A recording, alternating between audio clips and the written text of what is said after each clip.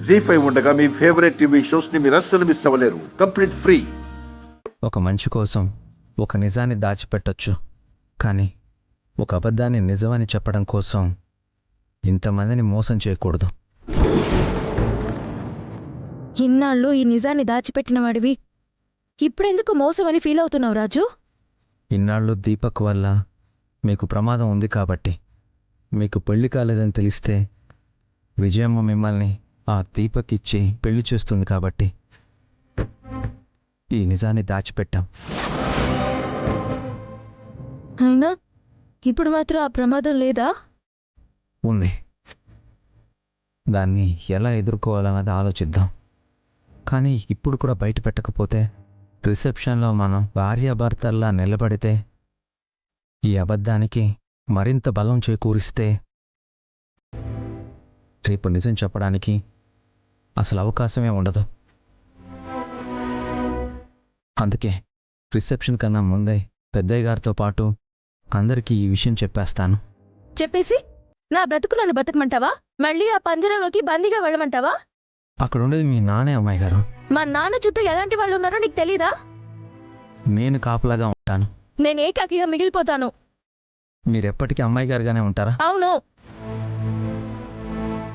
నేను ఎప్పటికీ అమ్మాయి గారిగానే ఉంటాను. నువ్వు ఎప్పటికీ మా నాన్నకి పియ్యాలానే ఉంటావు. నేను నా ఇంట్లో ఉంటాను, నువ్వు నీ ఇంట్లో ఉంటావు. అంతే కదా?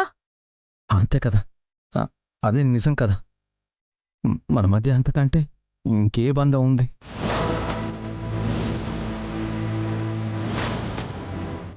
అంతకంటే మన మధ్య ఏమీ లేదు కదూ? అవును, ఏ బంధం లేదు.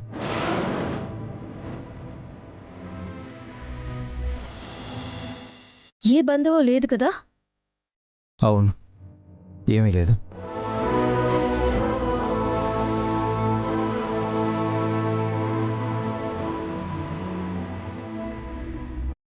రాజు, ఇంతదాకా వచ్చాక ఇక నేను బిడియంతో చెప్పలేని విషయాన్ని చెప్పక తప్పడం లేదు.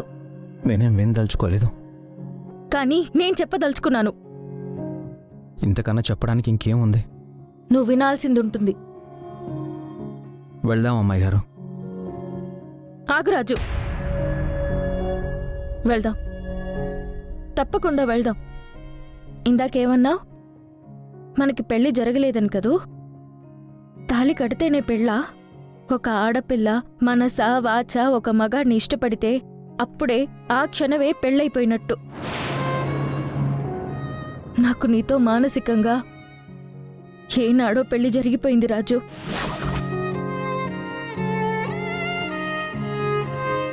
ఏ రోజైతే పున్నమి చంద్రుల్లో నీ రూపాన్ని నేను ఊహించుకున్నానో అప్పుడే తెలిసింది నా మనసులో నువ్వే ఉన్నావని. నేను నిన్ను మనస్ఫూర్తిగా ప్రేమిస్తున్నాను అని. అమ్మాయి గారు, నన్ను చెప్పనివి రాజు. నిన్ను ప్రేమిస్తున్న విషయం ఎప్పటికప్పుడు నీతో చెప్పాలనుకున్నాను, కానీ చెప్పలేకపోయాను. పెళ్ళంటూ చేసుకుంటే నిన్నే చేసుకోవాలనుకున్నాను.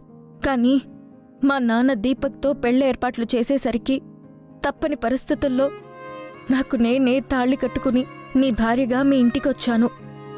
ఈ తాళి నువ్వు కట్టలేదు, కానీ నిన్నే భర్తగా ఊహించుకుని కట్టుకున్నాను. ఇప్పుడు చెప్పు, మనకు పెళ్లి జరగలేదంటావా? అంటాను.